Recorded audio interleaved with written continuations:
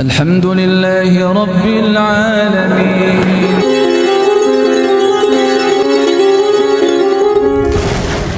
Seluruh manusia dan seluruh bangsa jin dari sejak pertama diciptakan sampai terakhir berdiri bareng, minta bareng dengan permintaan yang tentu tidak sama, Pak. Permintaan masing-masing itu Allah mampu memenuhi permintaan sesuai dengan permintaan semuanya. Kita didorong oleh Allah melalui hadis kursi ini untuk bersungguh-sungguh memperjuangkan ketaatan kita dengan segala daya yang kita miliki.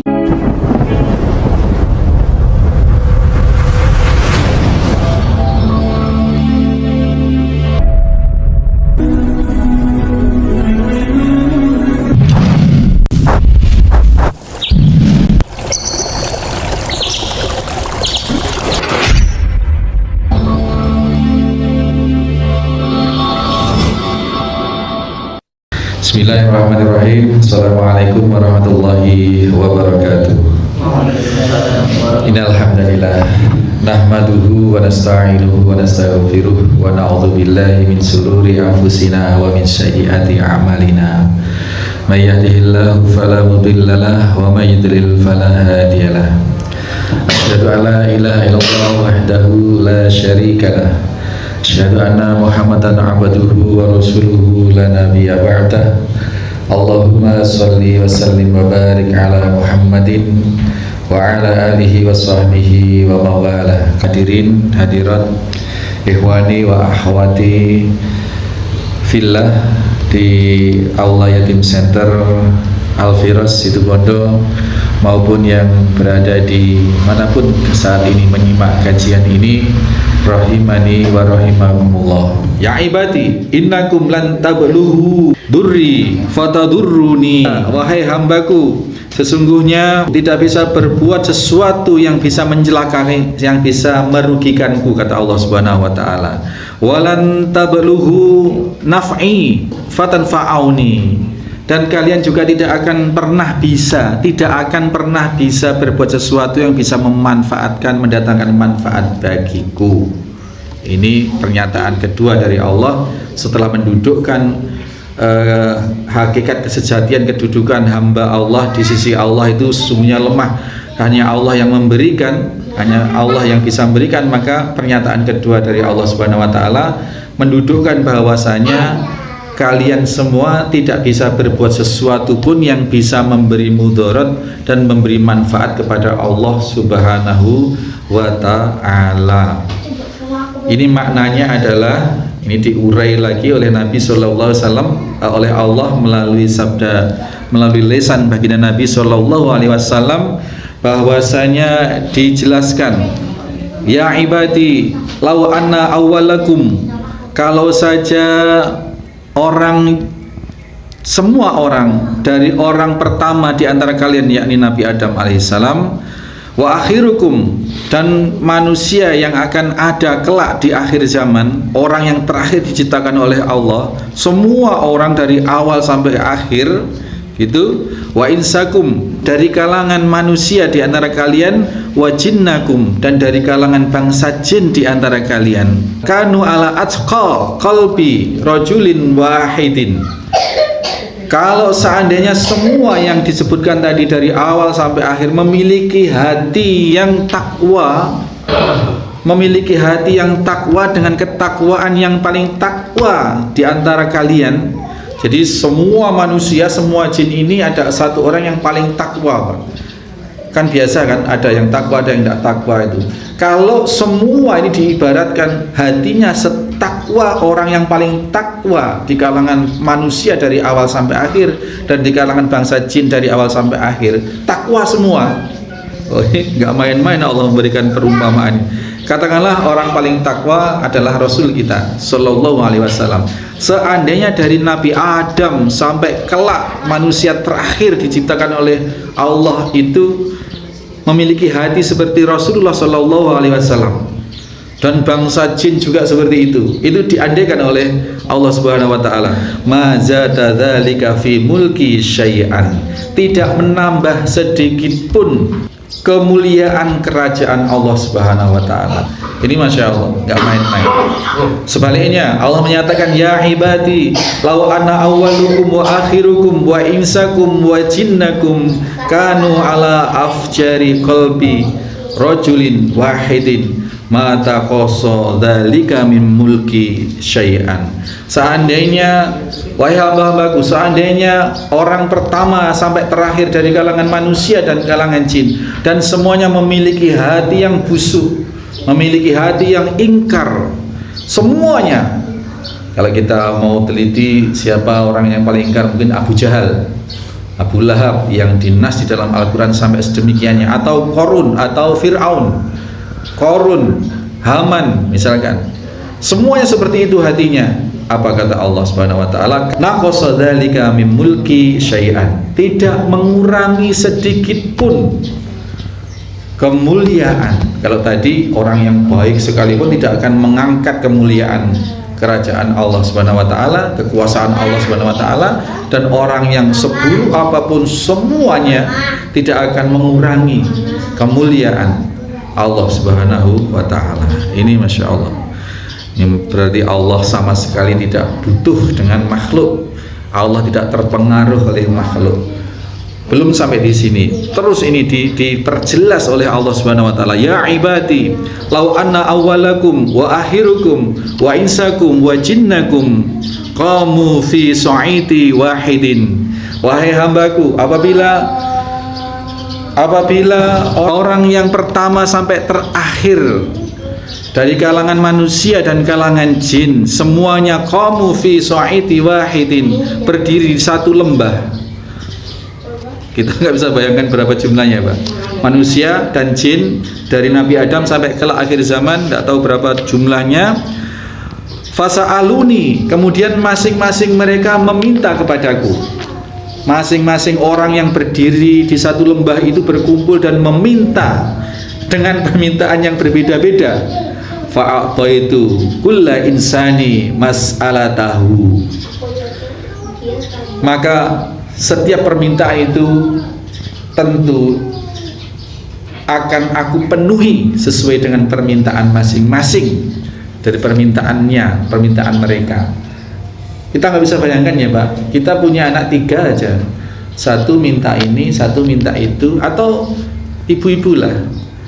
Ibu-ibu misalkan bapaknya suka sayur lodeh pedas, anaknya nggak mau pedas, ini udah bingung Pak. Ya apa bicaranya? Yus diatur, jangan 2 kali, atau jangan sekali bikin sayur 1 kali, dipisah, nanti yang dikasih pedas, yang satu enggak. Ini baru 2 orang yang bikin bingung gitu. Punya anak 4, satu pengen sekolah di sana, satu pengen ini, satu pengen itu, kita sudah bingung. Ya wis, gak apa-apa gantian.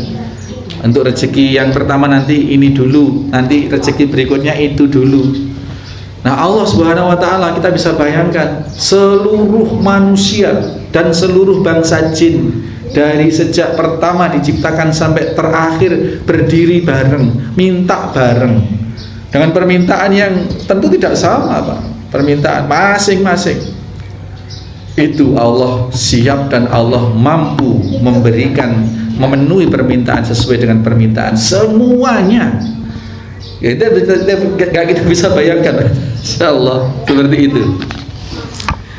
Ma naqasa dzalika mimma indi, dan itu semua tidak akan mengurangi kepunyaan atau kepemilikan Allah di sisinya. Hal yang Allah miliki di sisinya tidak akan terkurangi sedikit pun. Illa kama yang kusul mihyatu idza udkhilal bahar, kecuali hanya seperti sebatang lidi yang dicelupkan di lautan. Ini Masya Allah, sebatang lidi ya, sebatang lidi yang atau sebatang jarum begitu, sebatang jarum yang dicelupkan di air, dimasukkan di dalam air laut. Perbandingannya apa? Jarum, air laut. Kita saja coba bikin simulasi gelas saja, nggak usah air laut. Terus kita bikin benda yang agak besar. Kalau jarum tadi kan sangat lembut. Lidi sudah, lidi. Nah, gelas kita kasih air, lidi kita masukkan. Kita amati itu. Gelas ada ukurannya begitu, ada garis, kita garis saja sudah. Kita garis, airnya rata dengan garis, kita masukkan lidi. Kita angkat lidi ini. Dipastikan garis ini tidak akan berpengaruh. Garis ini akan tetap pada garisnya. Artinya apa? Nggak ngaruh itu. Itu sekedar gelas dengan benda yang lebih besar dari jarum. Apalagi yang diperumpamakan oleh Allah itu adalah jarum. Jarum yang dimasukkan di air lautan tambah nggak ngaruh. Dan itulah kekayaan Allah, kekuasaan Allah Subhanahu wa taala. Diumpamakan seperti itu. Semua hambanya minta dengan permintaan yang tidak dibatasi, dengan unlimited. Setiap permintaan hamba unlimited. Hamba dari kalangan jin dan manusia dari awal sampai akhir, dan dipenuhi semua. Itu tidak mengurangi sedikit pun, sebagaimana tidak berkurangnya air laut dicelupkan, dicelupi dan diangkat kembali itu jarum. Itu Masya Allah, begitu maha kayanya. Maka tidak perlu ragu-ragu kita minta kepada Allah. Karena apa? Satu, dijamin dipenuhi oleh Allah. Ud'uni astajib lakum. Mintalah kalian kepadaku, niscaya aku penuhi. Dua, garansinya kekayaan Allah tidak terbatas. Jangankan kita hanya sendirian, seluruh manusia minta pun tidak akan mengurangi sedikit pun dari kepemilikan Allah Subhanahu wa taala. Maka kita senang Pak mendengar informasi ini. Kita dijamin untuk dipenuhi permintaan apapun, unlimited. Dan kita punya jaminan juga Allah tidak akan pernah bangkrut karena memenuhi permintaan kita. Ini Masya Allah. Ini berita gembira sekaligus satu motivasi buat kita bahwa kita memiliki Rabb, memiliki ilah yang maha kaya, dan yang maha kaya itu Allah itu menjamin untuk memberikan apapun yang kita minta. Ud'uni astajib lakum. Itu Kemudian kalimat berikutnya, ya ibadi innama hiya a'malukum. Wahai hamba-hambaku, sungguhnya yang sedemikian tadi itu adalah perbuatan-perbuatan kalian. Perbuatan-perbuatan kalian itu Allah menyatakan seperti itu. Wahai ya ibadi innama hiya a'malukum. Wahai hambaku, perbuatan-perbuatan kalian itu uhsyiha lakum. Aku catat untuk kalian. Nah ini poin dari hadis ini berada di ujung kalimat Allah Subhanahu wa taala, bahwasanya setiap perbuatan kita dicatat di atas buku catatan atas nama kita. Summa uwaffikum iyyaha, dan aku akan memberikan balasan setuntas-tuntasnya dari catatan itu. Balasan baik, balasan yang yang baik, catatan yang baik maupun catatan yang buruk akan diberikan sesuai dengan porsinya. Kemarin kita sudah memaparkan bahwa perbuatan Allah itu adil dan fadil. Adil atas segala sesuatu, kekurangan-kekurangan kita diperlakukan adil oleh Allah, diberi setimpal sesuai dengan kesalahan kita manusia.